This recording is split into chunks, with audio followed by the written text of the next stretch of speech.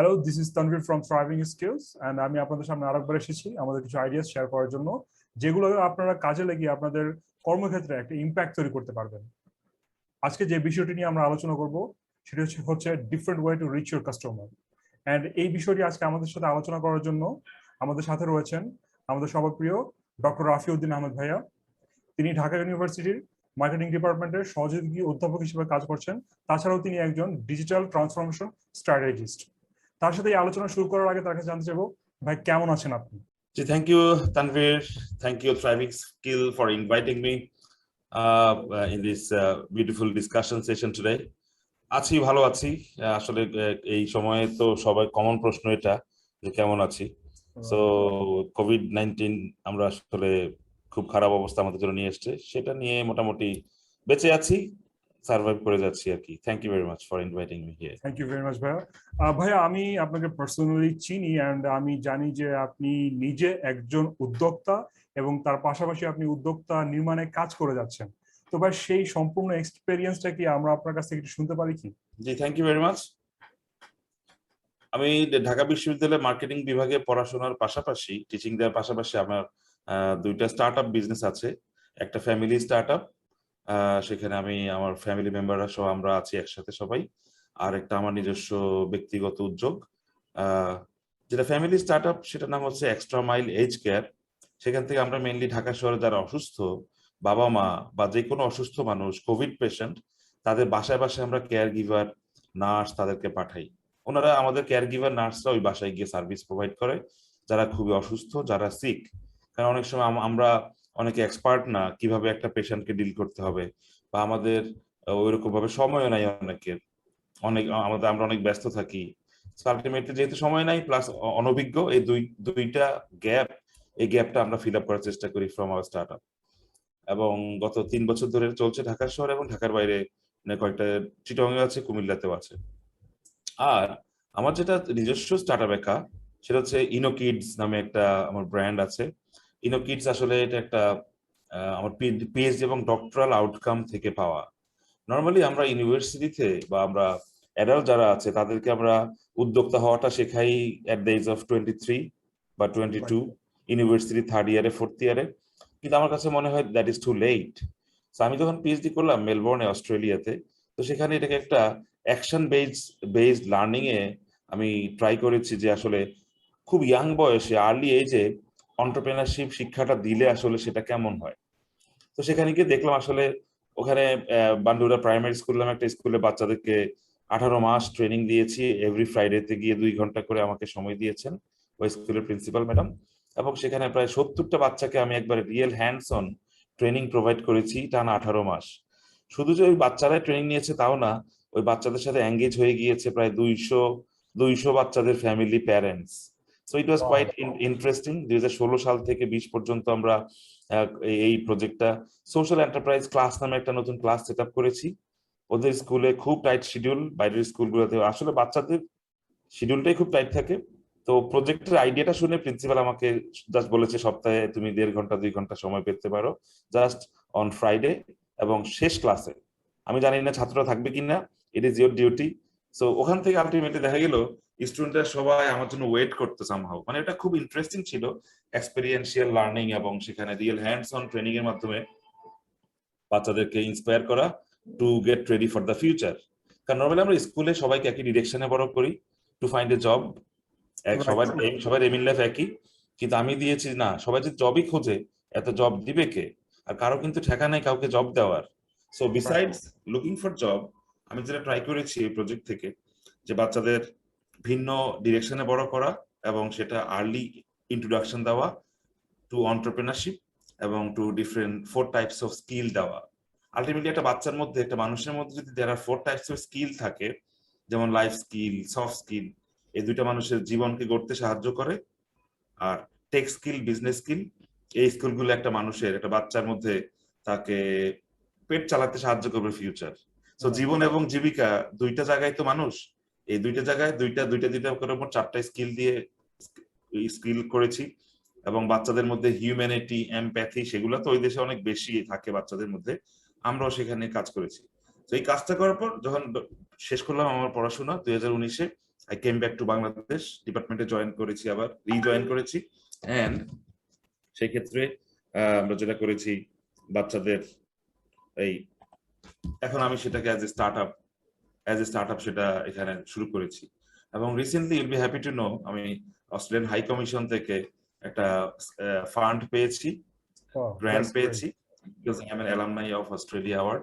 তো সেখান থেকে আমরা এই যে আজকেই লাস্ট ডেট, সেখানে বাচ্চারা উদ্যোক্তা হওয়া শিখবে, পাশাপাশি 4টা স্কিল নিয়ে বড় হবে। সবাই যে উদ্যোক্তা হবে তা না, দরকারও নাই, বাট একটা মাইন্ডসেট দেওয়া যে তুমি ফিউচারে এইভাবে বড় হতে পারো। তো সেটা নিয়ে বাচ্চাদের নিয়ে কাজ করছি উদ্যোক্তা বানানোর জন্য স্কিল দিয়ে। আবার যারা ইউনিভার্সিটি পড়ে তাদেরকেও একটা, আমাদের Dhaka university entrepreneurship development club আছে, আমি সেই ক্লাবের মডারেটর হিসেবে কাজ করছি ফর দ্য লাস্ট 2 ইয়ার্স।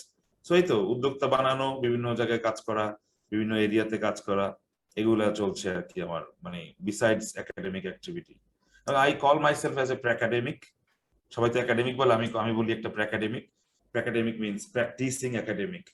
আমি এক্সপেরিমেন্ট করি অনেক পড়াশোনায়, লার্নিং, ভার্চুয়াল লার্নিং, এগুলোতে আমি এক্সপেরিমেন্ট করতে ভালোবাসি। কারণ একই টিপিক্যাল ওয়েতে সবসময় চলতে হবে কেন? এবং এই কনসেপ্টের একটা নামও আছে, এদেরকে বলা হয় রেবেল ট্যালেন্ট। রেবেল ট্যালেন্ট মানে যারা কারেন্ট সিস্টেমকে চ্যালেঞ্জ করে যে এই সিস্টেম আর কাজ করবে না। যে কারণে আজকের কথাবার্তা হয়তো এগুলো টপিক আসবে যে আমাদের গ্রাজুয়েটসরা আসলে কি করবে, কি করা উচিত, এইসব জিনিস। Thank you, over to you Tanvir. Thank you very much ভাইয়া।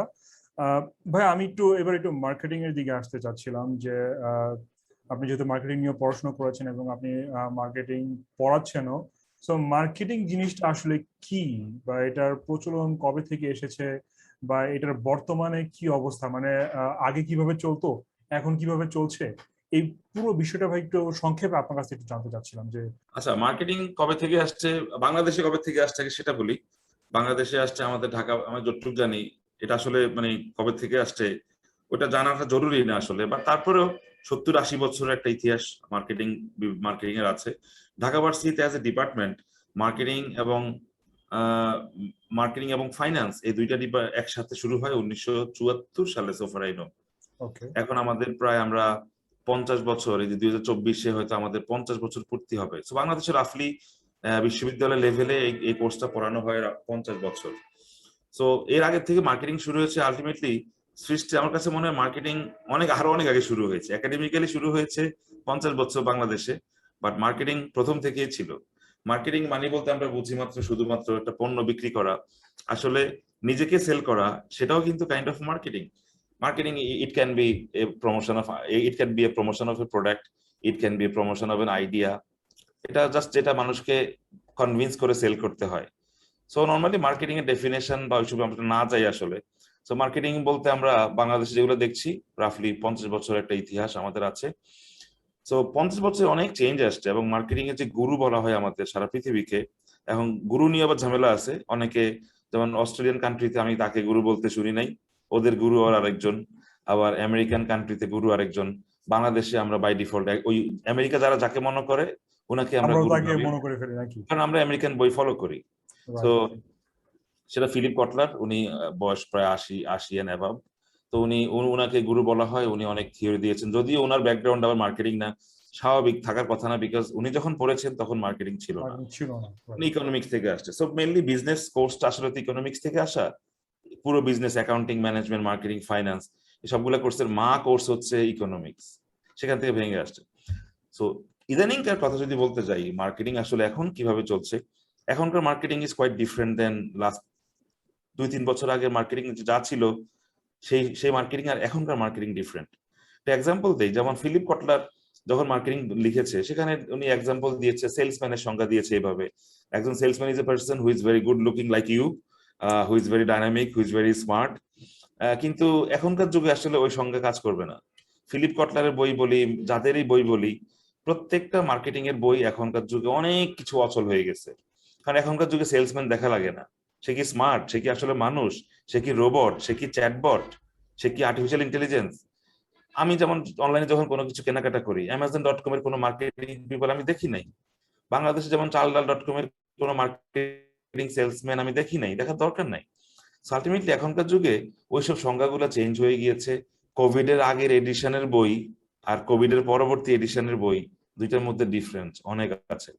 তো আমি আমার ক্লাসেও বলি যে আমি কোনো টেক্সট বই একবার ব্লাইন্ডলি ফলো করব না, বিকজ আমার কাছে মনে হয় ওই বইয়ের যে মডেলগুলো ছিল, ওই বইয়ের যে টেক্সট ছিল, ওগুলো অনেক বাতিল হয়ে গিয়েছে। সো তাহলে কাজে নতুন কি আসছে? এখন আমি বলি যে আমাদের মার্কেটিং এর নতুন চেঞ্জ বা ট্রেন্ড, সেটা হচ্ছে ওল্ড ওল্ড কনসেপ্ট গুলা, ওই আমাদের ফিলিপ কটলার হয়ে গেছে ওল্ড স্কুল, এখন আসতে হবে একবারে নিউ নিউ ওয়েতে, যে কোভিড এর সময় আমরা কিভাবে মার্কেটিং করব, কোভিড এর সময় কি কাজ করবে এগুলো। বিকজ যেহেতু আমরা কাস্টমারদের কাছে যেতে পারছি না, আমাদের কাস্টমারকে রিচ করতে হবে ডিফারেন্ট ওয়েতে। যে কারণে আমি আমার একটা পছন্দের এরিয়া বেছে নিয়েছি। আমাদের ঢাকা বিশ্ববিদ্যালয় মার্কেটিং ডিপার্টমেন্টে আমি বিদেশ থেকে ফিরে এসে ডিজিটাল মার্কেটিং কোর্সটা একবার অ্যাজ এন ইনস্টিটিউশন, মানে একাডেমিক লেভেলে আমি পড়াচ্ছি এটা ঢাকা ভার্সিটি মার্কেটিং ডিপার্টমেন্টে। বাংলাদেশের পাবলিক ইউনিভার্সিটি বা প্রাইভেট খুব কম ইউনিভার্সিটি, বোধহয় হাতে কোনো আরো দুই একটাতে আছে, শুরু করেছে ওরা। এই কোর্সটা কিন্তু as a course, academic course, 3 ক্রেডিটের কোর্স হিসেবে নেই কোথাও বাংলাদেশে। ইন্ডিভিজুয়ালি ওই অনেক অনেক ইনস্টিটিউট তারা কিভাবে ডিজিটাল মার্কেটিং করবেন, হাতে কলমে ডিজিটাল মার্কেটিং, ওই টাইপের পড়ায়। ইন্ডিভিজুয়াল ট্রেনার থেকে আপনাকে শিখতে হতো এতদিন, বাট এখন অ্যাজ এ ইউনিভার্সিটি একটা 3 ক্রেডিট এমবিএ ছেলেরা পড়ছে, এটা এইভাবে করছে। সো যেহেতু আপনি কোভিড এর কারণে আমি কাস্টমারের কাছে যেতে পারছি না, কাস্টমার আমাকে অ্যাক্সেস দিবে না, তো এখনকার যুগের মার্কেটিং হয়ে গেছে পুরো ডিজিটাল মার্কেটিং। এখনকার যুগের মার্কেটিং এজেন্সি হয়ে গিয়েছে পুরো ডিজিটাল মার্কেটিং এজেন্সি। বিকজ কাস্টমারকে পাবেন এখন কোথায়? কাস্টমারকে পাবেন সরাসরি ডেটাবেস এর মধ্যে পাবেন। বিগ ডেটাকে আমরা যেটা বলছি, ডেটা হচ্ছে মানুষ। এখন ফিজিক্যাল মানুষ আপনি রিয়েলি অ্যাক্সেস করতে পারবেন না because of COVID. You can't go to them, যাওয়াটা ওয়াইজ না, because it is expensive nowadays to go to them. So ultimately you have to collect, you have to go to the customer, যেটা আজকে আমাদের টপিকের agenda. সেটা করতে গেলে আপনাকে অবশ্যই you have to go to customer via different channel, different online platform, এবং সেগুলো দিয়ে আপনাকে কাস্টমারকে পৌঁছতে হবে। সো আলটিমেটলি কাস্টমার কাছে যাওয়াটার জন্য আপনাকে আর সুন্দর বডির দরকার হচ্ছে না, সামনে আপনার ফিট থাকার দরকার হচ্ছে না, আপনি ভার্চুয়ালি ঢুকে যাবেন। মানে আমাদেরকে যদি আমরা যদি টেকনিক্যালি একটু অ্যাডভান্সড হতে পারি, তাহলে হয়তো বা আমরা আমাদের ডিজায়ার কাস্টমারের কাছে রিচ করতে পারবো, রাইট? মানে টেকনিক্যালি অ্যাডভান্স, ওই যে বললাম আমি যে লাইনে কাজ করছি ডিজিটাল ট্রান্সফরমেশন, যেটাকে সংক্ষেপে বলে ডিএক্স, মানে আপনাকেও ডিজিটাল ট্রান্সফরমেশন হতে হবে। মানে ওই ঠিক ধরেন যেসব কোম্পানিগুলো এখনো ভাবছে ইমেইল করাটা ওয়াইজ না, কাস্টমারের কাছে ফিজিক্যালি যাওয়াটা ওয়াইজ, কোভিড এর কারণে যেতে পারছেন না, আপনি এত টাকা খরচ করলে আপনার তো ওভারহেড বেড়ে যাবে। তো আপনাকে ফিজিক্যালি না গিয়ে ডিজিটালি যেতে হবে। যারাই চিন্তা করছে আমরা ডিএক্স করবো না, ডিজিটাল ট্রান্সফরমেশনে যাবো না, আলটিমেটলি ওরা পিছিয়ে যাবে ইন টার্মস অফ তাদের পক্ষে 1000 কাস্টমারকে একদিনে পৌঁছানো সম্ভব না। তো ডিজিটাল কোম্পানি 1 সেকেন্ডের মধ্যে চলে গেল ভায়া ইমেল মার্কেটিং, এসএমএস মার্কেটিং, অথবা ভায়া বিগ ডেটা অ্যানালাইসিস, কাস্টমারদের বিহেভিয়ারাল ডেটা অ্যানালাইসিস করে। আলটিমেটলি ওই লোক কখনো ওর সাথে পারবে না, এবং এটা এক্সপেন্সিভ। 1000 লোককে আপনি যদি পাঠান, একটা এক্সাম্পল দেই, রিয়েল এস্টেট কোম্পানিগুলা আগে যদি আপনি পূর্বাচলে গিয়ে প্লট কিনতেন, ফ্ল্যাট কিনতেন, আপনাকে গাড়ি ভাড়া করে ড্রাইভার একজন থাকতো, সে সারাদিন শাটল বাসের মতো যেত আসতো, এটা খুবই এক্সপেন্সিভ। এখন আর কেউ করে না। এখন করে কিভাবে? বরঞ্চ তাদের একজন স্টাফ সে ওই প্লটে এবং ফ্ল্যাটে গিয়ে লাইভ হয়ে যায়। তো পার্থক্য হচ্ছে, আগে ধরেন 1000 লোককে দেখাইতে গেলে হয়তো 2 মাস লাগতো, এখন যে প্লট খালি হচ্ছে লাইভ হয়ে যাচ্ছে, একবারই ডেসক্রিপশন দিয়ে দিচ্ছে, কাজ শেষ, এক লাইভ হয়তো 20 মিলিয়ন বা 20 লাখ মানুষ দেখতেছে। দেখেন কাস্টমারকে এখন কিভাবে অ্যাপ্রোচ করতে হবে, পুরো অ্যাপ্রোচ গুলো চেঞ্জ হয়ে গিয়েছে। ইফ ইউ প্রপারলি মানে দেখবেন যে প্রত্যেকটা রিয়েল এস্টেট কোম্পানি এখন এইভাবে লাইভ শুরু করেছে। প্রত্যেকটা ব্র্যান্ড তারা ব্র্যান্ড প্রমোটার নিচ্ছে, যেটা নিয়ে আমরা পরে কথা বলবো, ব্র্যান্ড প্রমোটার বা সেলিব্রিটি এন্ডোর্সমেন্ট, ইনফ্লুয়েন্সিয়াল মার্কেটিং, সেটা। সো আলটিমেটলি মার্কেটিংটাই পুরো চেঞ্জ হয়ে গেছে 360 ডিগ্রি। যদি 400 ডিগ্রি বলার কোনো স্কোপ থাকতো, আমি সেটা বলতাম যে এত চেঞ্জ হয়ে গিয়েছে, র্যাডিক্যাল। আপনি এখন ওই যে রাস্তায় ঘুরে ঘুরে চকলেট বেচবেন, সেই মার্কেটিং, সেই সেলসম্যানদের এখন আর অস্তিত্ব নাই। এখন ভার্চুয়াল সেলস হচ্ছে, ডিজিটাল অ্যাসিস্ট্যান্ট। আপনি একজন রিয়েল সেলসম্যানের বদলে আপনি চ্যাটবট দিয়ে কাজ চালাতে পারতেছেন। এবং কিভাবে বেনিফিট দিবে আপনাকে? ধরেন কোন একটা কল সেন্টার গুলো এইভাবে শ্রিঙ্কেজ করছে। আগে ধরেন কল সেন্টারে কল করতো 40 জন লোক কাজ করতো ডে নাইট, সেখানে প্রতিদিন হয়তো 500 কল আসতো। এখন তারা চ্যাটবট ইন্ট্রোডিউস করে দিয়েছে, 40 জনের জায়গায় এখন সেখানে 10 জন কাজ করতেছে। 30 জনকে রিডান্ডেন্ট ঘোষণা করেছে, তোমাদেরকে লাগবে না ভাই, এই 30 জনের উত্তরগুলো তাহলে কে দিচ্ছে এখন? চ্যাটবট দিচ্ছে, চ্যাটবট দিয়ে বেসিক রোবট দিচ্ছে। রাইট। কারণ অনেক মানুষের কিন্তু কল করার দরকার নাই, যে আমি এটা কিভাবে জানবো, চ্যাটবট অটো রিপ্লাই দিয়ে দিলে হয়ে যায়। এবং ওই ফাইন্যান্সিয়াল ইনস্টিটিউশন গুলো বিশেষ করে এটা ইন্ট্রোডিউস করেছে। তারা প্রায় 1-1.5 হাজারের কোশ্চেনের ডেটাবেস বানাচ্ছে, যেগুলো FAQ থেকে তাদেরকে নেওয়া, ফ্রিকুয়েন্টলি আস্ক কোশ্চেন থেকে নেওয়া, ওগুলোর অ্যান্সার দিয়ে দিয়েছে।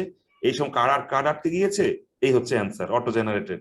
এগুলো আগে একজন লোক কথায় কথায় ফোন করে কথা বলতো। আলটিমেটলি কাস্টমারের টাকা সেভ হচ্ছে, ওখানে আমি 40 জনের টাকা সেভ করতে পারছি। যদিও এখানে শুনতে খারাপ শোনা যাচ্ছে, অনেক লোক চাকরি হারাচ্ছে, কিন্তু টেকনোলজি আসলে চাকরি এভাবে অনেক লোকের চলে যাবে, অনেক জায়গায় নতুন করে আসবে। এখন কোথায় আসছে, যে লোক চ্যাটবট তৈরি করতেছে তাদের কিন্তু ডিমান্ড তৈরি হয়েছে, তারা নতুন একটা প্রফেশন পেল। আলটিমেটলি যে মার্কেটিং, ডিজিটাল মার্কেটিং বলেন, ওভারঅল এটা একবারে 360 ডিগ্রি চেঞ্জ আসছে। বাট আমাদের বেসিক থিওরি গুলা কিন্তু আছে ঠিকই। অনেকে হয়তো বলবে যে তাহলে আমরা মার্কেটিং পড়বো না।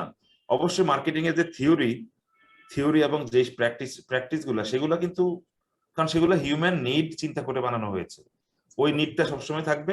কিন্তু এখন নিড চেঞ্জ হয়েছে, আপনাকে পিভট করতে হবে, আপনাকে অ্যাডপ্ট করতে হবে, অ্যাডজাস্ট করতে হবে। সো আলটিমেটলি এইভাবে মার্কেটিং এখন করাটা ওয়াইজ হবে। ওকে, রাইট।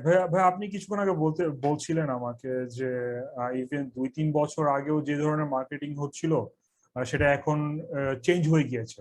তো ভাই আমি যদি আপনাকে জিজ্ঞেস করি যে what is the ultimate future of marketing, তো সেক্ষেত্রে মার্কেটিং এর ফিউচার কি হতে পারে বলে আপনার মনে হয়? Thank you. মার্কেটিং এর ফিউচার অলরেডি শুরু হয়ে গিয়েছে, কিন্তু এখন যে মার্কেটিং শুরু হয়েছে কোভিড এর সময় বা কোভিড পরবর্তী, এটা আগামী 10-15 বছর এইভাবে বা 20 বছর থাকবে এইভাবে। কারণ সেলস এর কাজগুলো এখন চলে গেছে পুরো সরাসরি আমাদের মানে ভার্চুয়ালি চলে গিয়েছে। যেমন আমি যদি এখন কোনো কিছু কিনি, আমি একটা ওয়েবসাইটে যাব, ওয়েবসাইটটা অ্যাট্রাকটিভ হলে এবং তাদের যদি কিছু ভালো রিভিউ থাকে, তারা ভালো সার্ভিস করে থাকে, সেলস এর পিছনে ওটা করবে। সো আলটিমেটলি ওদের কমিটমেন্টের জায়গা থেকে ওরা ঠিক থাকলো, জেনুইন প্রোডাক্ট দিচ্ছে, এবং আলটিমেটলি আমাদের সেলস বলি, মার্কেটিং বলি, সরাসরি ডিজিটালি চলে আসছে।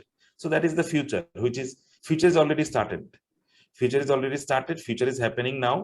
So এই ভার্চুয়াল ডিজিটাল এইভাবে যাবে। কেউ যদি মনে করে মাথায় টুকরি নিয়ে বিক্রি করবে, টুকরিতে কোনো খাবার নিয়ে বিক্রি করবে, সে হয়তো ছোট পরিসরে বিক্রি করতে পারলো। কিন্তু যদি বিগ স্কেলে কেউ যদি চিন্তা করে, তাহলে তাকে অবশ্যই ডিজিটালে আসতে হবে। যেমন আমাদের যারা আগে বসুন্ধরা মার্কেটের শপিং সেন্টারের দোকানদার যারা ছিলেন, দোকানদার ভাইয়েরা, ওনারা শুধুমাত্র ফেস টু ফেস বিক্রি করতো, আলটিমেটলি ওনাদের ওখানে গেলে কিনতে পারতো। কিন্তু এখন দেখা গিয়েছে উনি দেখা যাচ্ছে ফেস টু ফেসই বিক্রি হচ্ছে না, এখন বিক্রি হচ্ছে ওনারটা সরাসরি ওয়েবসাইটের মাধ্যমে। সো পুরো ব্যবসাটাই চলে যাচ্ছে এখন ভার্চুয়ালি, পুরো ব্যবসাটা। এবং দেখেন করোনার সময় যাদের ফিজিক্যাল স্টোর আছে, যাদের ফিজিক্যালি যেতে হয়, সেই ব্যবসায়ীরা কিন্তু আন্দোলন করেছে যে আমাদের মানে লকডাউন খুলে দেন, আমরা মারা যাচ্ছি। বসুন্ধরা বলেন, নিউ মার্কেট বলেন। কিন্তু যারা অনলাইনে বিক্রি করছে, ধরলাম চাল ডাল পাঠাও, ওরাই কখনো রিকোয়েস্ট করেছে গভর্নমেন্টকে যে এটা বন্ধ করে দেন?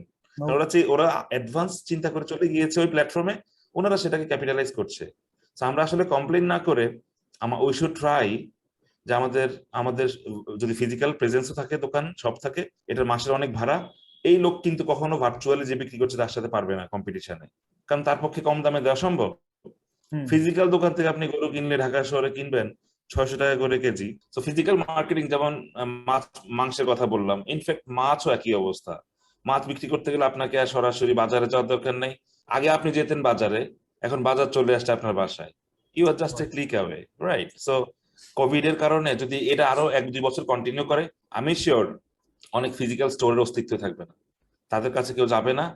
এই আমরা যদি একটা ডেটা দেখি, গত এই যে 100 কত বছরের ইতিহাসে বাটা জুতাই প্রথম লস করলো বাংলাদেশে। হ্যাঁ, কয়েকদিন আগে কিন্তু এটা নিউজ এসেছিল, আমি দেখেছি। রাইট, 186 বছর ইতিহাস। কেন হ্যাঁ, করেছে অ্যানালাইসিস করেন? কারণ যেহেতু আমরা কোভিড এর কারণে বাইরে যাইনি, যেহেতু যাইনি জুতা লাগে নাই, যেহেতু যাইনি কাপড় লাগে নাই। সো জুতা ব্যবসা, কাপড়ের ব্যবসা অনেকে আছেন, তারা সাফার করবেন, কারণ হচ্ছে আমাদের এখন বেশি কনজাম্পশন নাই। জুতা যদি বাইরে না যাওয়া লাগে, শু কিনবো কেন আমি? আলটিমেটলি বাটার যেহেতু এরকম, সো কন্টিনিউয়াস বেসিসে যে মার্কেটিং করেন, আপনাকে প্রোডাক্টের পিভটিং করতে হবে, নিউ প্রোডাক্ট ইন্ট্রোডিউস করতে হবে। তো যে কারণে অনেক জুতা কোম্পানি এখন আস্তে আস্তে বাসায় পরার মতো, মানে বা একটু ব্যায়াম করার মতো, ওই জুতার পাশাপাশি তারা ওই যে মানে এক্সারসাইজ জগিং করার ড্রেস বানাচ্ছে, শুরু করে দিয়েছে। বাটার দোকানে কখনো ভাবিনি যে স্যান্ডো গেঞ্জি পাবো, এখন বাটায় সেগুলো বিক্রি করছে। সো বাটা এখন ক্লোদিং লাইন এক্সটেন্ড করছে। সো কেউ যদি মনে করেন যে আমি এটা বানাচ্ছি, এটা করোনা চলে গেলে আবার আমি এখানে ফিরে আসবো, ওই আশায় বসে থেকে লাভ নাই। মার্কেটিং যারা করছেন, ফিউচার অফ মার্কেটিং চিন্তা করলে যে কোয়েশ্চেনটা ইউ রেজড, সেটা হচ্ছে আপনাকে দেখতে হবে আমরা কোন দিকে যাচ্ছি। সবচেয়ে ভালো মার্কেটার সেই যে 2000 মিনিমাম, এখন ধরেন 2021-এ আছি আমরা, সবচেয়ে ভালো মার্কেটার সেই যে 2030 সালের জন্য প্রিপারেশন নেয়, অথবা 2025, ফিউচার নিয়ে থাকা। তাহলে দেখবেন সেটা হয়তো আপনার মানে কাজ করবে। You have to look at the future, যে কি ডিমান্ড হবে। হ্যাঁ, তো সেই ডিমান্ডটা চিন্তা করে আগের থেকে আজ করতে পারা, তাহলে আজই ভালো আজ করতে পারে, সে কিন্তু ভালো মার্কেটার, ভিশনারি মার্কেটার। এবং সে কিন্তু হয়তো এখন ভালো করবে না, কিন্তু উইদিন 2-3 ইয়ার্স সে হবে নাম্বার 1। আর মানুষ সবসময় নাম্বার 1 কে মনে রাখে, নাম্বার 2 কে মনে রাখে না, 3 কে মনে রাখে না। যদি একটা এক্সাম্পল দিই, আমি মজা করে এক্সাম্পল দিই, সেটা হচ্ছে যে নীল আর্মস্ট্রং চাঁদে প্রথম গিয়েছে, এরপরে কে গিয়েছে আমরা জানি না। মাইকেল শুমাখার ফর্মুলা 1 রেসিং এ চ্যাম্পিয়ন, তার পেছনে গাড়িতে কে ছিল আমরা জানি না। আলটিমেটলি প্রত্যেকটা মোটরসাইকেলকে আমরা হোন্ডা নামে চিনি, because Honda first mover advantage নিয়েছে। সো মার্কেটারদের উচিত আপনাকে এমন কোনো কিছু দেওয়া যেটা হয়তো ইনোভেটিভ, যেটা হয়তো ডিসরাপটিভ, মার্কেটে কেউ আনেনি, ইনিশিয়ালি আপনি সাফার করবেন। বা যদি ফিউচারের কথা চিন্তা করেন, ফিউচার ইজ দেয়ার, আপনি হবেন তখন হোন্ডা, আপনি আপনার লাইনে হোন্ডা হওয়ার চেষ্টা করেন, রাইট? সো যেরকম ভাবে চিন্তা করতে হবে, দ্যাট ইজ দ্য ফিউচার। আপনাকে ফিউচারিস্টিক ডিমান্ড, যে মানুষ যখন বাসায় আছে, মানুষজন হয়তো আনহেলদি খাবার খাবে না, আপনি শুধু নিয়ে আসেন নতুন প্রোডাক্ট, যেমন আপনি হেলদি সালাদ, অনেকে করে হেলদি ফুডস। এই টাইপের new type of product, new type of innovative product নিয়ে আসলে সেগুলো মার্কেটিং করা সহজ হবে আপনার জন্য, এবং সেগুলোকে ডিজিটালি ভার্চুয়ালি আপনাকে আনতেই হবে। সো ইনোভেটিভ প্রোডাক্ট নিয়ে আসেন অ্যাজ এ মার্কেটার, এবং সেটাকে সেল করেন via digital platform. That is the two thing you need to focus. Thank you.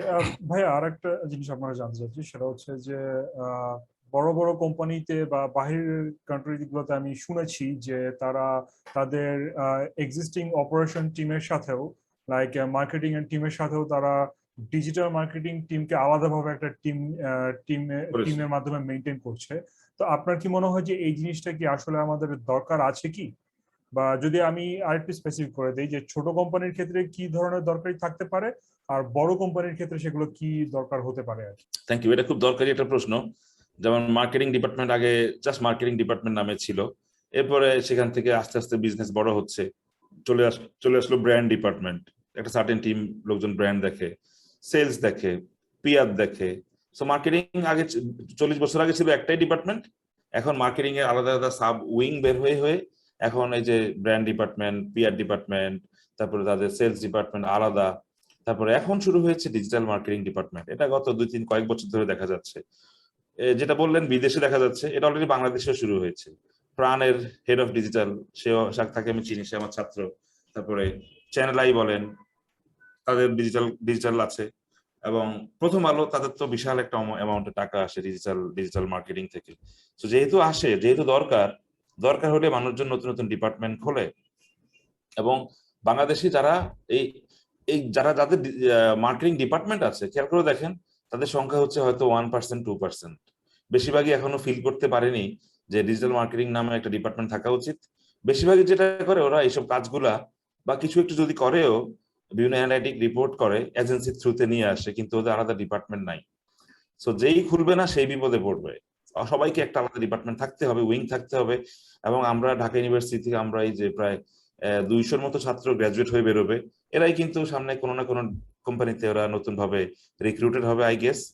আরো একটা পাবলিক ইউনিভার্সিটিতে আমি পড়াই ডিজিটাল মার্কেটিং।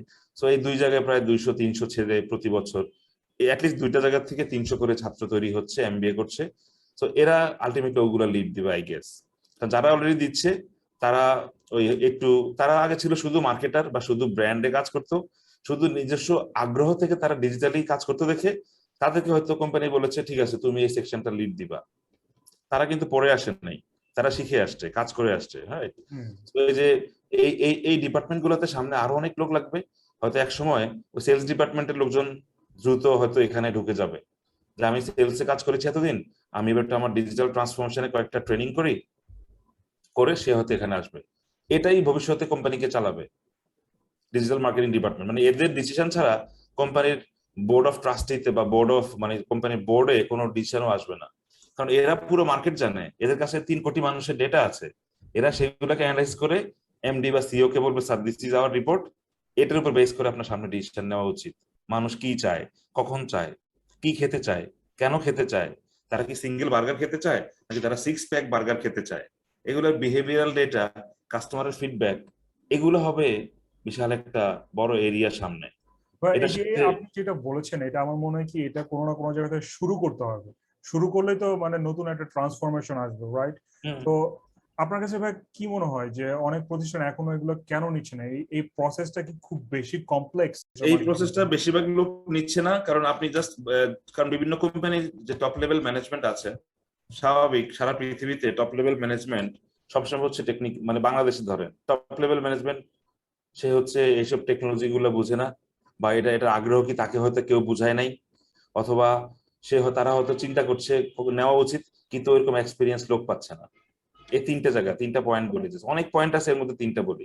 টপ ম্যানেজমেন্টকে বুঝাইতে হবে যে আপনার এটা দরকার, এই যে আমার কাছে 2.5 কোটি মানুষের ডেটা আছে, সেগুলা যদি কোনো একজন জুনিয়র এমপ্লয়ি, যাকে আমরা রেবেল ট্যালেন্ট বলছি, প্রত্যেকটা কোম্পানির জুনিয়র এমপ্লয়িরা কিন্তু এইসব ব্যাপারে টেক স্যাভি। প্রত্যেক আপনার ছোট ভাই হয়তো আপনার থেকে টেক স্যাভি, আপনি হয়তো তার থেকে শুনেন। বাবা মারা বাচ্চাদের থেকে জুম মিটিং কিভাবে করতে হবে শিখে। সো জুনিয়রদের শোনা উচিত প্রত্যেকটা কোম্পানির, এটা এখনকার ট্রেন্ড। জুনিয়রদের শোনা উচিত যে what is happening in the market, বলো, তার থেকে শুনেন। নাম্বার 1, মাইন্ডসেট চেঞ্জ করতে হবে সবাইকে। দেন ডিজিটাল ট্রান্সফরমেশনে অ্যাজ এন অর্গানাইজেশন সকল এমপ্লয়ীদেরকে আপ টু ডেট নলেজ দিতে হবে। তারপরে পর্যাপ্ত এক্সপিরিয়েন্স ওয়ালা লোকজন খুঁজতে হবে। যদি না পাওয়া যায়, কোম্পানির উচিত তাদেরকে ট্রেনিং এর জন্য পাঠানো, বা ভার্চুয়ালি এখন তো আমাদের মুক বেস প্ল্যাটফর্ম আছে, এডএক্স, ইউডেমি, কোর্সেরা আছে, বা লিঙ্কডইন লার্নিং থেকে মানে সেখান থেকে শিখতে পারে। প্রত্যেকটা কোম্পানি টপ ম্যানেজমেন্টকে অবশ্যই তৈরি করতে হবে যে এখানে আমাদের গ্যাপ আছে, আমরা সেখানে যাব। অনেক বেশি কমপ্লেক্স না, টেকনোলজি তো মানুষই বানায় আসলে, তাই না? সো কমপ্লেক্স বেশি না, জাস্ট এটাকে জাস্ট ওই ফোকাসটা দিতে হবে যে আমরা এটা শিখবো। যেমন আমিও আমাকে ডিজিটাল ট্রান্সফরমেশন আমি কাজ করি, আমি গত 1.5 মাসে প্রায় 30টা লিঙ্কডইন লার্নিং থেকে কোর্স করেছি। আমি এখনো শিখছি, কিন্তু আমি শিখছি, শেখাচ্ছি, এই যে কথাগুলো বলতে পারছি just based on my learning, LinkedIn থেকে শিখছি। সো প্রত্যেকটা মানুষকে শিখতে হবে ডিজিটাল ট্রান্সফরমেশনে, পলিসি মেকারদেরকে এগিয়ে আসতে হবে। হ্যাঁ, রাইট, যে কোনো পলিসি মেকাররা তাকে বুঝাইতে হবে। ওনারা হচ্ছেন এখনো মনে করেন ফিলিপ কটলার যা বলছে সেটাই শেষ কথা, কিন্তু না। ওনারা ফিলিপ কটলারের পাশাপাশি এখন ফিলিপ কটলার যদি কোভিড আফটার এডিশন বই বের করে তাহলে আমি স্যালিউট দিব, কিন্তু এর আগ পর্যন্ত ওই পুরনো এডিশন বই আমি তাকে সালাম দিতে পারছি না এখন আর। সো আলটিমেটলি আমাদের বিজনেস চেঞ্জ হয়ে গিয়েছে এখন। সেটা টু মাচ কমপ্লেক্স না, জাস্ট কিছু টেকনিক্যাল টুলস এগুলো শিখে ফেললে আপনাদের ইন হাউস থাকতে পারে। যে কয়েকটা নাম বললাম, ওদের ইন হাউস আছে, আরো অনেকের আছে, আস্তে আস্তে হচ্ছে। এটা যত দ্রুত আপনি অ্যাবজর্ব করবেন, যেমন জুম যখন আসছে গত বছর বাংলাদেশে মার্চে, যখন আমরা জুম ইউজ করা শুরু করলাম বাংলাদেশে সবাই, অনেকে বলছে না এইসব জুম টুম অনলাইন ভার্চুয়াল প্ল্যাটফর্ম কাজ করবে না, মানুষজন সন্দেহ প্রকাশ করে। কিন্তু এরপরে 2 মাসের মধ্যে, 1 বছরে আমরা যে পরিমাণ ডিজিটাল লিটারেসি আমাদের বেড়েছে, করোনা না আসলে আমরা এর ধারে কাছেও থাকতাম না। এটা শিখতে আমাদের 10 বছর লাগতো, কোভিড যেটা 1 বছরে শিখিয়ে দিয়েছে যে ভার্চুয়ালি। বা এই যে প্রোগ্রামটা করছি, আমাকে যাওয়া লাগতো তোমার স্টুডিওতে বা কোনো টিভি সেন্টারে। এখন কিন্তু আমরা বাসায় বসে কিন্তু আমরা রেকর্ড করে ফেলতে হ্যাঁ, আমিও বাসায় বেডরুম ইনফ্যাক্ট একটু ব্যাকগ্রাউন্ড ব্লার করা, জাস্ট একটু। সো এটা এখন because of that. So digital transformation, টেকনোলজিকে অ্যাবজর্ব করা, যে যত দেরি করবে সে তত পিছিয়ে যাবে। আমার এক ফ্রেন্ড মজা করে বলে, দোস্ত তাহলে তো 2-3 বছরের মধ্যে আমাদের যে তেজগাঁ এরিয়াতে যারা আছে, যারা অনেক পুরান কোম্পানি, সেই অনেক পুরান তিব্বত থেকে শুরু করে আরো অনেক পুরান কোম্পানি আছে, তো তারা যদি না করে তাহলে তাদের জন্য কষ্টকর হবে সামনে। তো সে মজা করে বলে তেজগাঁ হারিয়ে যাবে। না, হারাবে না, ওনারা আশা করছি ওনারা শিখে নিবে এগুলা। কারণ আইসক্রিম কোম্পানি বা যেই প্রোডাক্ট বিক্রি করুক, ওভারঅল 360 ডিগ্রি চেঞ্জ সবাইকে অ্যাবজর্ব করতে হবে। যে করবে না, টেকনোলজিকে যে নিবে না, সে আসলে আউট অফ দ্য রেস হয়ে যাবে। সেটা খুব কঠিন। একটা কথা মাঝখানে হঠাৎ করে মনে পড়লো, রাইট? মানে জুমের কথা যখন বলছিলেন, বাংলাদেশে যে জুমের মাধ্যমে যে ক্লাস নেওয়ার যে প্রসিডিউর গুলো যখন শুরু হয়েছিল, ভাই আপনারাই তো মনে হয় সেটাকে লিড করেছিলেন, রাইট? হ্যাঁ, আমার ব্যক্তিগতভাবে এটা বলেছি বিভিন্ন প্ল্যাটফর্মে। আমার জুমের ব্যবহার করে আমি করি 2014 সাল থেকে। যখন পিএইচডি করতে যাই তখন থেকে আমি জুম 14 সাল থেকে ইউজ করি। বাট এখন যে জুম, তখনকার জুম ছিল একটা পচা একটা অ্যাপ, স্কাইপের থেকেও খারাপ। মানে এখন যেমন এখন কেউ স্কাইপ ইউজ করে না, ওই সময় কেউ জুম ইউজ করতো না। এভরিওয়ান ওয়াজ অ্যাডিক্টেড টু, বা everyone was actually use they to আর fond of use to Skype. এখন দেখেন স্কাইপ কেউ ইউজ করে না, কিন্তু আমি করি না। সো আলটিমেটলি 14 সাল থেকে ইউজ করি। তারপরে যখন 2017 সালে যখন লকডাউন দেয়, প্রথম লকডাউনের দিন সকাল 8টায় আমি ক্লাস নিয়েছি একটা ইউনিভার্সিটিতে জুমে। এটা পেপার টেপারও আসছে, হয়তো এটা দিয়ে শুরু। তা ফ্যান্টাস্টিক। আমি এবার জুম কিভাবে ইউজ করতে হবে, বাংলাদেশে একটা ইএমকে সেন্টার নামই বলি, ওদের আহ্বানে আমি গিয়ে 2টা জুম কিভাবে ইউজ করতে হবে একটা ভিডিও বানিয়েছিলাম, এবং গুগল ক্লাসরুম কিভাবে বানিয়ে ইয়ে করতে হবে সেটা নিয়ে করেছিলাম। সো ই লার্নিং আমার খুব পছন্দের জায়গা, ডিজিটাল মার্কেটিং আমার খুব পছন্দের জায়গা, ডিজিটাল এন্টারপ্রেনারশিপ আমার খুব পছন্দের জায়গা, ডেটা অ্যানালাইটিক্স আমার খুব পছন্দের জায়গা। সো শেখার চেষ্টা করছি, এখনো যে খুব এক্সপার্ট তা না, শেখার চেষ্টা করছি আসলে। Right. আচ্ছা ভাই, আমরা আমাদের আলোচনায় যেটা নিয়ে কিছুক্ষণ আগে আলোচনা করছিলাম, যে ডিজিটাল মার্কেটিং এন্ড এটা যে ফিউচার হতে যাচ্ছে, আগামী অ্যাটলিস্ট 5, 10, 15 বছরের জন্য যে ফিউচার হতে যাচ্ছে। তো এই এই যে এই ডিজিটাল মার্কেটিং যে আমরা করছি, এটার ভিতরে পেছনে যে আমরা ইনভেস্ট করছি, তো সেটার যে রিটার্নটা আমরা পাবো, সেটা কি যাচাই করার কোনো ব্যবস্থা আছে কি? হ্যাঁ আসলে, কারণ আপনি শুধু মার্কেটিং এর আরওআই হিসাব করা হচ্ছে ম্যানুয়ালি ক্যালকুলেট করে করা যাবে, কিন্তু ডিজিটাল মার্কেটিং এর ক্যালকুলেশনটা হবে ডিজিটালি। তো এই জন্য আমরা সবচেয়ে বেশি বিভিন্ন অ্যাপ আছে, এখন বিভিন্ন অ্যাপ আছে, বিভিন্ন সার্ভিস আছে, যেগুলো বিভিন্ন কোম্পানিগুলো ইউজ করা শুরু করেছে। হ্যাঁ, মানে কাস্টমারদেরকে ট্র্যাক করা, কাস্টমারদের অ্যানালাইসিস করা, কাস্টমাররা কি কিনছে, কখন কিনছে, এবং কাস্টমারদের অ্যালগোরিদম গুলাকে মনে রাখা। এটা আমাদের কারো কষ্ট করতে হয় না, পুরো কাজটা করে হচ্ছে কম্পিউটার। মানে আপনি ধরেন ফেসবুকে কোনো একটা এক্সাম্পল দেই, ফেসবুকে কোনো একটা পোস্ট লিখি আমরা, লেখার পর ব্যাকস্পেস দিয়ে ডিলিট করে দেই, এরপর আবার পোস্ট লিখি, এরপর আবার ডিলিট করে দেই, এরপর আবার পোস্ট লিখে তারপর সাবমিট করি। তো ফেসবুক আমি ডিলিট করেছি ব্যাকস্পেস দিয়ে, ফেসবুক কিন্তু ডিলিট করে নাই, সে রেখে দিয়েছে আপনার সেই কি লিখেছেন। এরপরে ফেসবুক মনে করবে যে এরকম এই লোকটা হচ্ছে খুবই স্কেপটিক মাইন্ডেড, বা সে খুব ঠান্ডা মাথার কেউ না, কনফিউজড একটা গাই, বারবার তাহলে সে এরকম করছে কেন, তখন সে মনে করে যে এর একটু সমস্যা আছে হয়তো মানসিক ভাবে। তখন দেখা যায় ওই লোকের সামনে ফেসবুকের অ্যালগোরিদম এমন ভাবে সেট করা, সে তার সামনে তখন অ্যাড দেখায়, আপনি কি মানসিক অবসাদে ভুগছেন, আপনার জন্য এটা লাগবে। ফেসবুক ট্র্যাক করে, Facebook is very smart. So digitally আপনি প্রত্যেকটা মানুষের বিহেভিয়ারকে অ্যানালাইজ করে, বা যে কোনো মানুষের টার্গেটিং মার্কেটিং আর কি। হ্যাঁ, যে কোনো মানুষের ফেসবুকের ওয়াল চেক করে বোঝা যায় যে সে তার মেন্টালিটি কি, সে কি পোস্ট দিচ্ছে, কি শেয়ার করছে, এটা দিয়ে একটা মানুষের কিন্তু অ্যানালাইসিস করা বোঝা যায় তার মাইন্ডসেট। সো যে কারণে আমেরিকা বা অন্যান্য ডেভেলপ কান্ট্রিগুলো অনেক সময় অ্যাপ্লাই করলে বলে যে আপনার সোশ্যাল মিডিয়া লিঙ্ক শেয়ার করেন। ওরা আপনার লিঙ্কে গিয়ে দেখবে আপনি আসলে কোনো জঙ্গিবাদের সাথে জড়িত কিনা, আপনি কি টাইপের পোস্ট শেয়ার করছেন। তো আপনাকে নিলে সো ভিসা দেওয়ার সময় কিন্তু এখন নাকি এটাও দেখে ওরা গত কয়েক বছর ধরে সোশ্যাল মিডিয়া। হয়তো সামনে বিয়ে করার সময় হয়তো এটা চাবে শ্বশুর বাড়ির লোকজন, যে বাবা তোমার সোশ্যাল মিডিয়া লিঙ্ক দিও, দেখি তুমি কি পোস্ট করো, রাইট? কি পোস্ট করো, কি টাইপের। মানে একটা হিউম্যানকে জাজ করার জন্য অনেক রকম ওয়ে থাকে। তো মানুষ কিন্তু অবচেতন মনে অনেক ফুটপ্রিন্ট রেখে যায় বিভিন্ন জায়গায়, যত বুদ্ধিমান মানুষই হোক সে কিন্তু কোনো ফুটপ্রিন্ট রাখবে। সো ডিজিটাল গুগল বিশেষ করে মানুষের ফুটপ্রিন্ট ফলো করে, আমি কোথায় যাচ্ছি, আমার কোনো কারণে লোকেশন অন রাখতেই হয় সারাদিন, হয় উবারের জন্য বা ফুড পান্ডার জন্য, অথবা যেসব অ্যাপগুলো আছে লোকেশন অন থাকা মানেই গুগলকে আপনি অ্যাক্সেস দিয়ে দিচ্ছেন যে এরকম আমাকে ট্র্যাক করো। আপনি সারাদিন যেখানে যান, আপনার ট্রিপ, আপনি কার সাথে মিট করছেন, কতক্ষণ হেঁটে গেলেন, এভরিথিং ইজ ট্র্যাকড।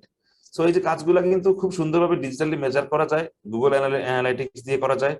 তারপর ফেসবুকে গত 6 মাস ধরে, 7-8 মাস ধরে ওরা ফেসবুকের যে অ্যানালাইটিক্স সেটাও চালু করেছে, আপনি একবার কাস্টমাইজ রিপোর্ট পেয়ে যাবেন। মানে অনেক কষ্ট নাই, এখন সব ফেসবুক সফটওয়্যার নিজে করে দেয়, আপনি জাস্ট কি চাচ্ছেন কাস্টমাইজ যাতে করে নেবেন। পাশাপাশি আমাদের আরো অন্যান্য টুলস গুলো যেগুলো আছে, যেগুলো দিয়ে আমরা আমাদের মানে মার্কেটিং এর অ্যাক্টিভিটি বা মার্কেটিং এর আরওআই ক্যালকুলেট করব। যেমন আমাদের পাওয়ার বিআই দিয়ে অনেক কাজ করা যায়, মাইক্রোসফটে পাওয়ার বিআই দিয়ে কাস্টমারদের ডেটা ট্র্যাক থেকে শুরু করে পাওয়ার বিআই। তারপরে আরেকটা আছে ট্যাবলো আছে, ট্যাবলো আমি বাংলাদেশে ইউজ করে কিনা কেউ জানি না, আমি আমি মানে ট্যাবলো নিয়ে আমি ছোট ছোট ট্রেনিং করাই, আমিও শিখছি আসলে।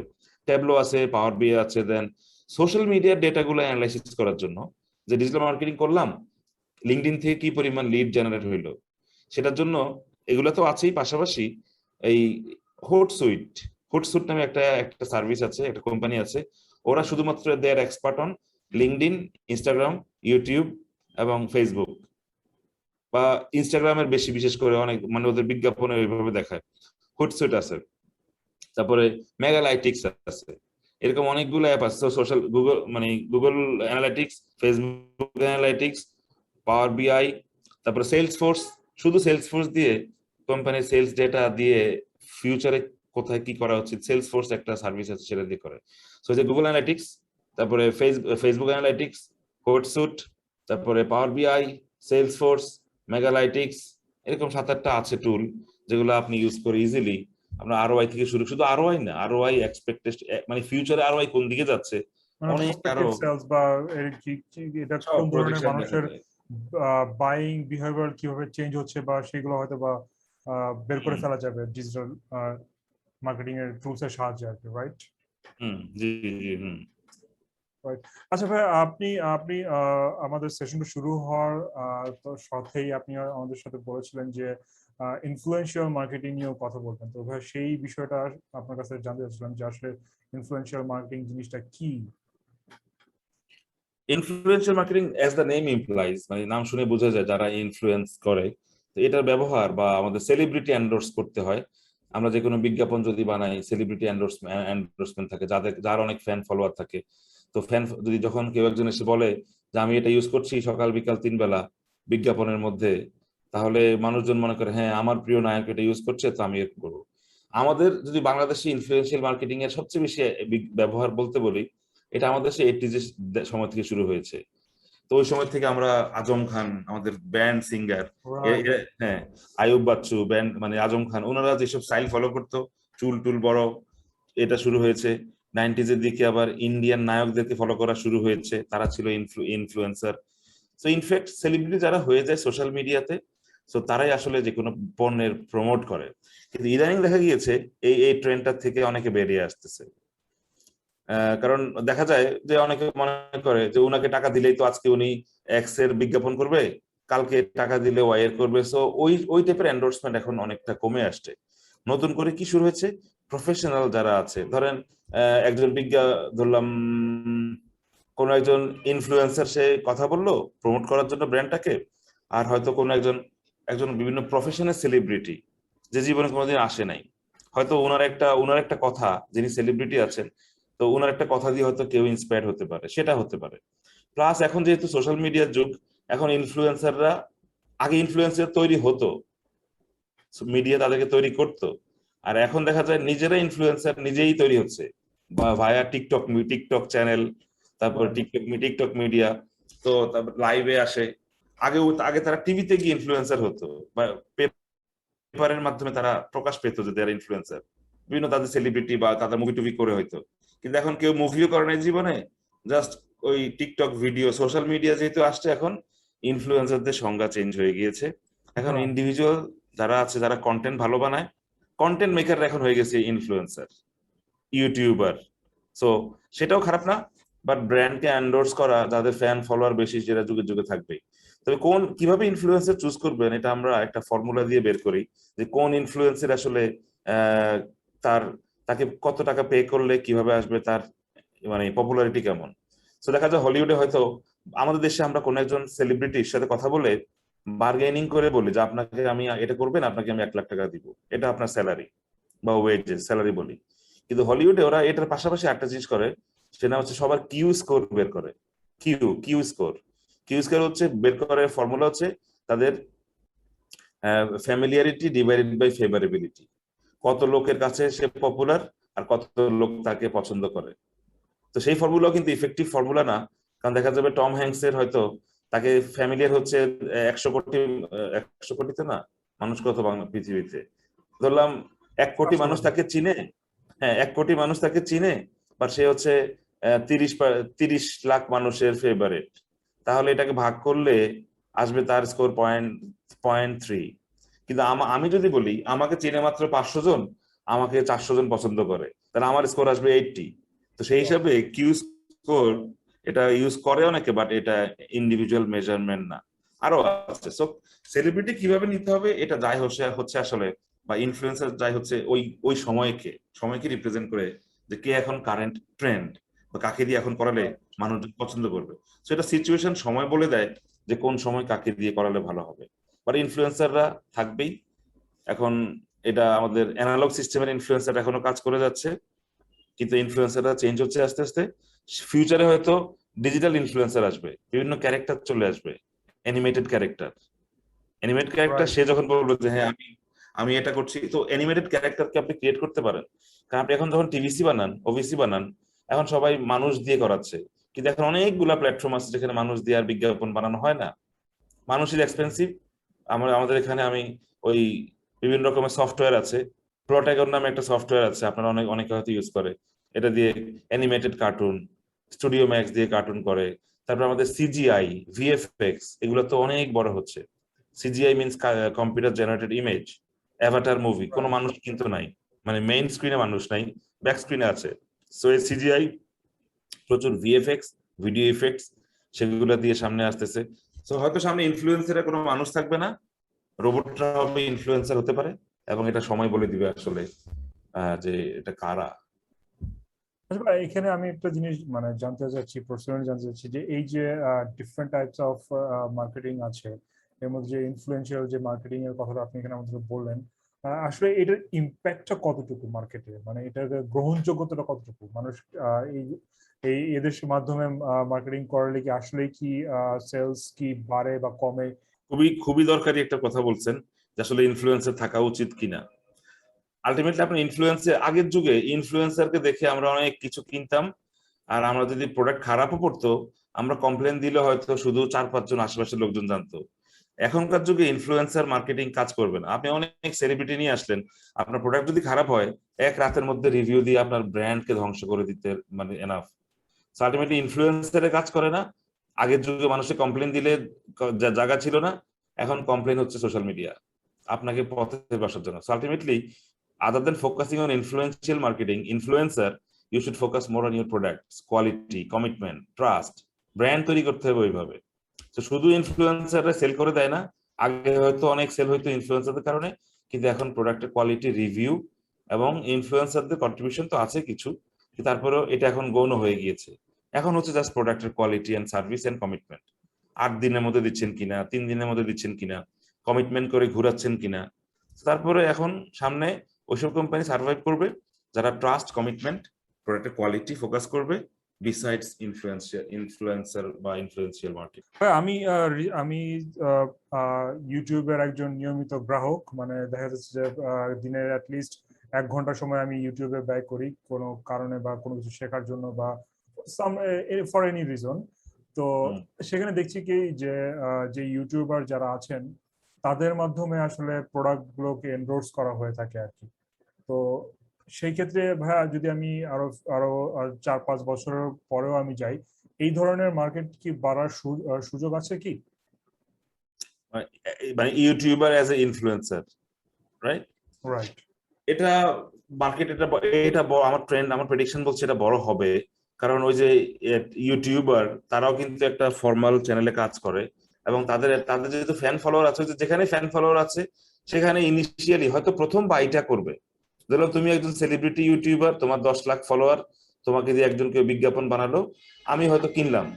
কেনার পর আলটিমেটলি আমি যদি প্রোডাক্টটা ভালো না দেখি, তখন আমি সবার আগে তোমাকে বকা দিব, যে আমি তোমাকে ফলো করি, ভালো জানতাম তুমি এমন একটা পচা প্রোডাক্টকে এন্ডোর্স করছো, সো আমি তোমাকে ফলোই করবো না, আনসাবস্ক্রাইব করে ফেলবো। সো ফিউচারে এই ভয়টা আছে। আগে যেমন এটা নিয়ে একটা খুব সুন্দর একটা কেস স্টাডি আছে। কেস স্টাডি হচ্ছে টাইগার উডস, সে হচ্ছে নাইকির অনেক দিনের ব্র্যান্ড অ্যাম্বাসেডর ছিল। পরে তার যেহেতু একটা এরকম একটা কেলেঙ্কারি হয়েছে, নারী কেলেঙ্কারি, ব্র্যান্ড তাকে ফায়ার করতে বাধ্য হয়েছে, যে তুমি you are no more our representative, you are no more a role model, তোমাকে কেন এইসব কাজ জড়াইতে হবে।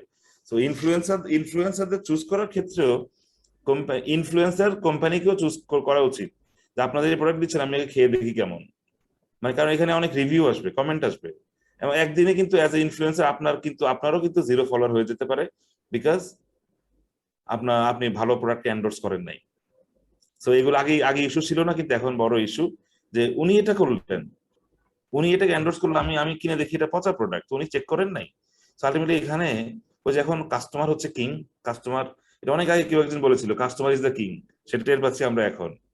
সবার হাতে ডিভাইস আছে, একটা সেলফি তুলে জাস্ট দিয়ে দেয়, এখন বোঝা যাচ্ছে কাস্টমার ইজ কিং।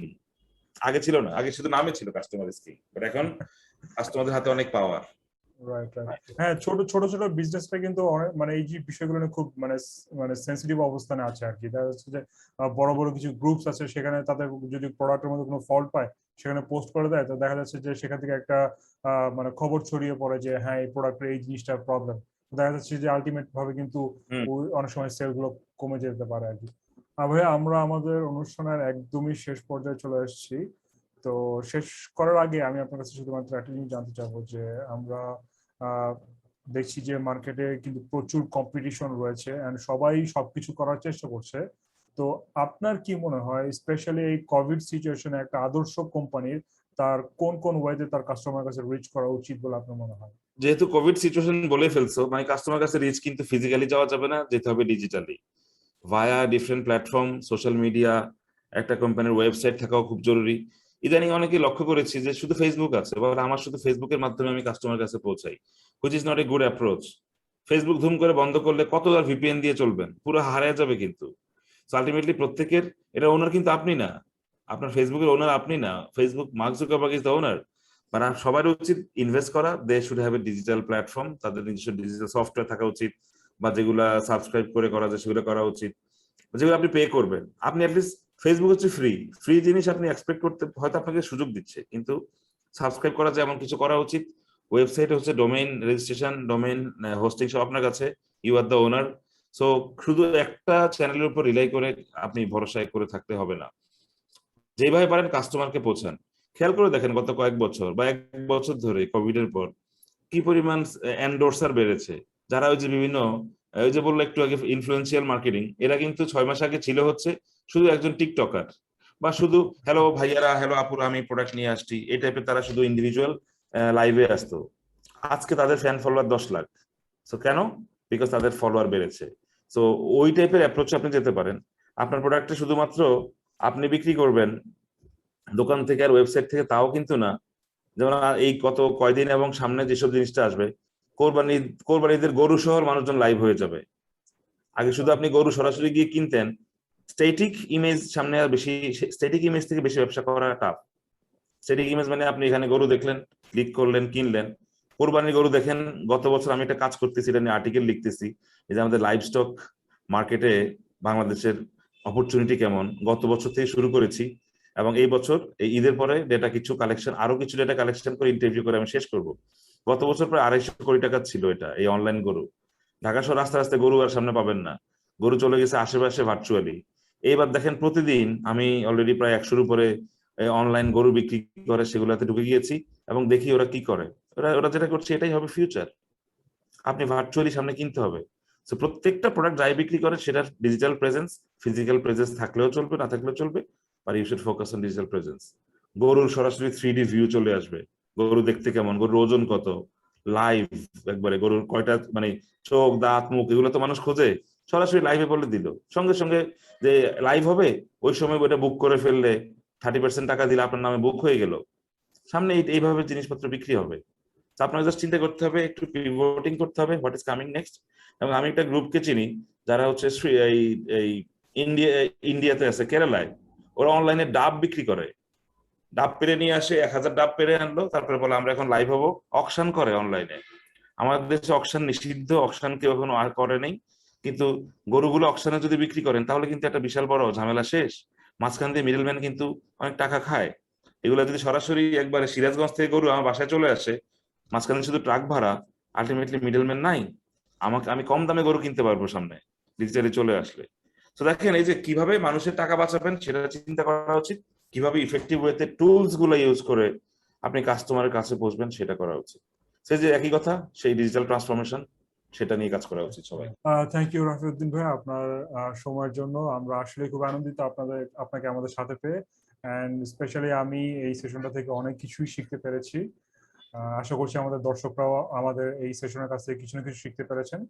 দর্শক, আপনাদের যদি কোনো কিছু জানার থাকে তো সেক্ষেত্রে কিন্তু আপনারা চাইলে আমাদের কমেন্ট বক্সে সেই কোশ্চেনগুলো করতে পারেন, আমরা সেই কোশ্চেনগুলো অ্যান্সার দেওয়ার সর্বোচ্চ চেষ্টা করবো। Thank you very much everyone. আসসালামু আলাইকুম।